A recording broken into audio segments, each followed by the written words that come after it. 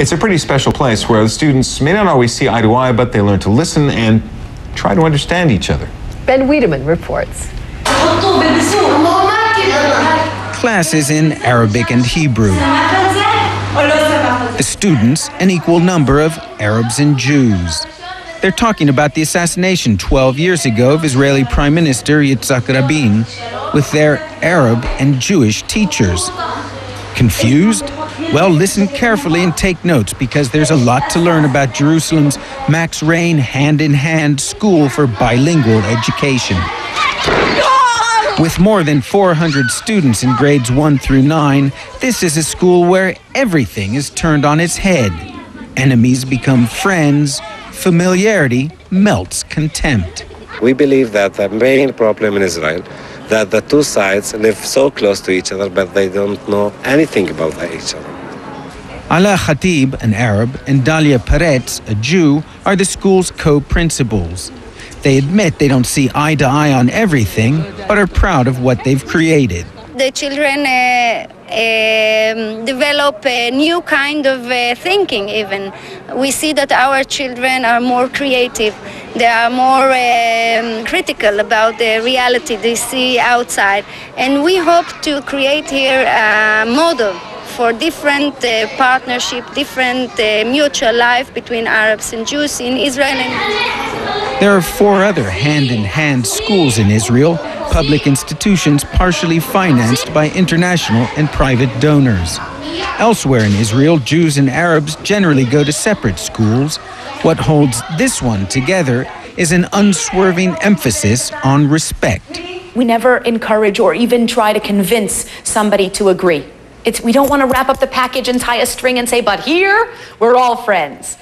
Here, we certainly are friends, and friends don't always agree. And we're not even asking people to agree, but we do ask that you listen. You just need to hear the concerns, the expressions, the love, the grief, the fear of the other. What makes this school stand out is that we are 2 peoples living together with 3 religions, says 3rd grade teacher Arij Halabi. We try to understand everyone's beliefs, opinions, and what makes each one special. 8th graders Jamie Einstein on the left and Mu'taz Ershed on the right have been best friends since 1st grade. In their class, boys sit with boys and girls sit with girls. Ethnic differences have faded into the background. I'm a swimmer, so I swim with the Jewish people. All of them is Jewish people. And they used to be with Jewish people only. They didn't speak with Arabs at all before I came. So it was a little different for them, but we're now like brothers, because we meet each other every day. Outside, some Israelis have protested the mixed nature of the school. But today, what is the exception? Students here hope someday will be the norm. When I'm an adult, maybe I'll still have Arab friends, and maybe we can try and change something, that maybe most of the schools will have Arabs in it. It won't be all schools only Arabs and only Jews. Because I think all the schools should be Arabs and Jews together. It's a concept that will take time to catch on, but Mu'taz's and Jamie's parents are convinced they've done the right thing. There's now a waiting list to get into the school.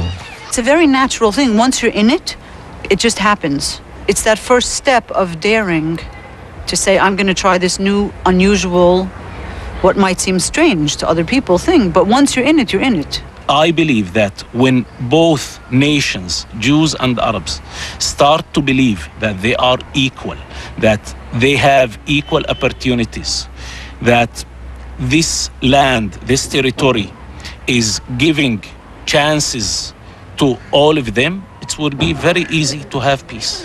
And that's a lesson Arabs and Jews would do well to learn. The American author Mark Twain once wrote, "I've never let my schooling interfere with my education," which is a good point. But in the case of this school, they'll probably be getting a very good education, even if they don't always hit the books. Ben Wiedemann, CNN, Jerusalem. It's a nice story about a special, special place. Yeah. We're going to say, or rather tell you a different kind of story about cultures meeting on the sports field.